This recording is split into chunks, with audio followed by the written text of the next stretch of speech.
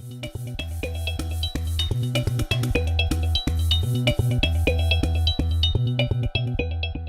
go for your teacher training, or are you good? Yeah, I'm in it. You're in it. Yeah. So it's important to know that as a teacher, and for all the teachers in here, you need to make your students comfortable in the practice. So whether you're teaching a strong practice like Sadie teaches, or you're teaching a more gentle practice that somebody wants to make into a strong practice, they can. It's their practice, and you need to be able to guide them into doing that. And also make people feel safe that it doesn't need to be as strong as what the teacher's doing, because they need to focus on their space and being present in their space, you know, in their practice within themselves. What if you're working in a studio where there's no props like blankets and stuff? Would it be This.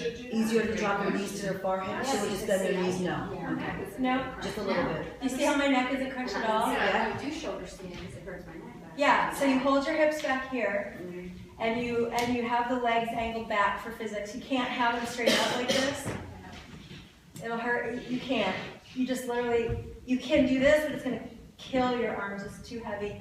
So this is a good physics balance here. If I try to put my head up here, Straining I'm not even going to do it because it will give me a migraine. And then if you take your knees to your chest, it's more pressure. And so you're trying, I shouldn't have my hips up over my shoulders. So if I'm going to do this, it's going to be something like that. But you got to just, the hip angle is really, really important.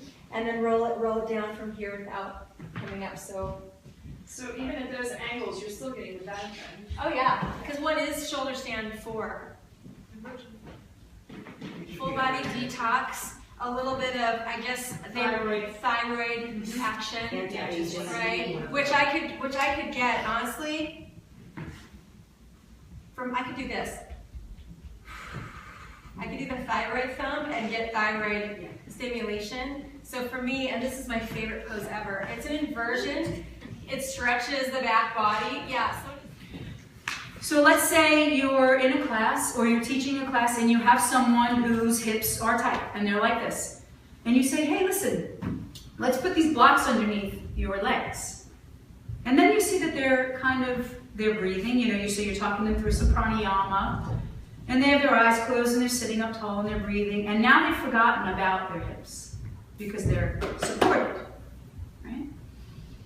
And they're breathing, and you go, and maybe you gently say to them, or you invite them to maybe just try lowering the block down and see what happens, right? So just because you start propped doesn't mean you need to stay propped.